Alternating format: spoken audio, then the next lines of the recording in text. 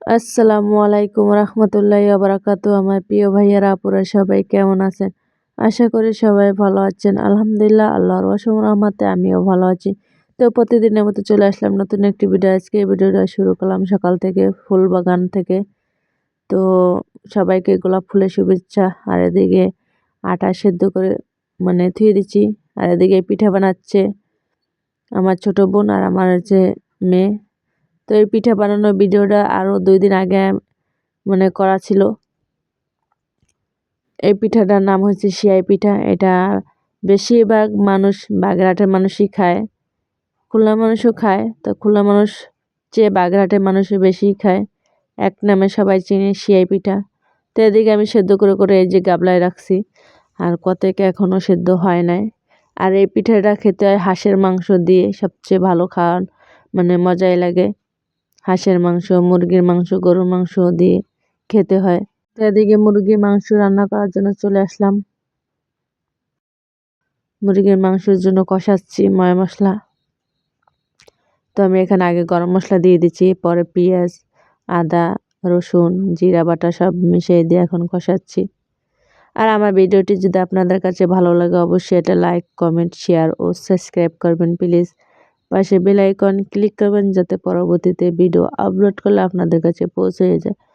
তো এদিকে আমি হলুদের পাউডার, মরিচের পাউডার সাথে লবণ দিয়ে কষাচ্ছি এখন। তো বাগেরহাটের পিঠা আপনারা কখনো খেয়েছেন নাকি অবশ্যই বলবেন কে কে খাইছেন।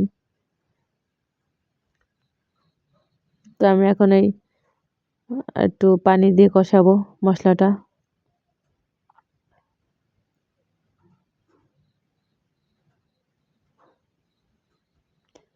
তো আমি এখন মুরগির মাংস দিয়ে দেবো।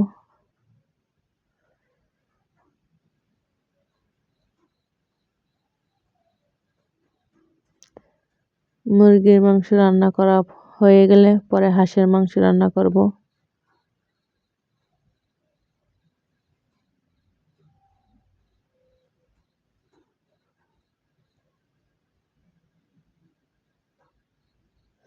এই যে হাঁসের মাংস এখন কষাচ্ছি।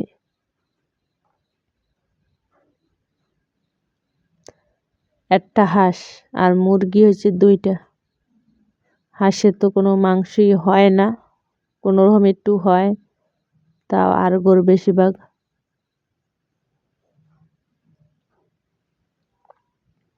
তো এখন আলু দিয়ে কষাচ্ছি। আর এই যে পিঠা হয়ে গেছে, বাগেরহাটের পিঠা সাথে মাংস। তো আমি এক জায়গায় যাচ্ছিলাম বাগেরহাটের ভিতরেই। তো নদী পার হতে যেয়ে দেখলাম যাচ্ছে, কার্গো যাচ্ছে। এই কার্গোগুলো চলে যায় যে আপনার মোরগঞ্জের দিক। তো এখন নদীতে পানি ভাটা, যার কারণে পানি একবারে অল্প চর জেগে গেছে। আর যখন জোয়ার আসে তখন পানি একে ভরে যায়। তো অনেক সুন্দরই দেখায়। এই যে জাহাজ যাচ্ছে, এখন হচ্ছে জোয়ার। আমি ফেরার পথে এই ভিডিওটা